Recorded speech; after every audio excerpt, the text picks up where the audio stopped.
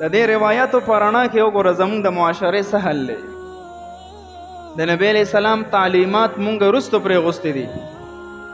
هر سړی مونږ کې تجارت کوو، معاملات کوو، خو دومره همت نه کوو چې بی به د تجارت کې د نبی علیہ السلام څه اصول دي، اسلامی څه آداب دي، د حلال او د حرام او احکامات څه دي. دکا تکلیف بیا زمونږ نه کیږي.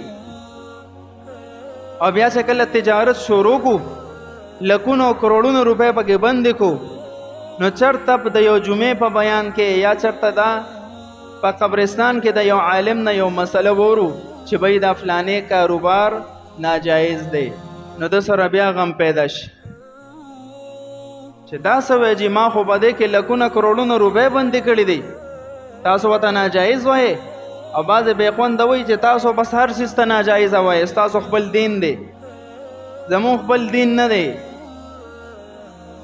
کم عالم مفتی نه دې مسله واورېده او ستا پې د زړه شرح صدر ونه شو، ته پې پوه نه شوې یا ستا ذهن نه مني، نو ته لاړ شه د بل عالم د بل مفتی نه تپوس وکړه. بیا لاړ شه د بل عالم د بل مفتی نه تپوس وکړه چې ما دا مسله داسې اورېدلې ده، دا ټیک ده که نه ده ټیک.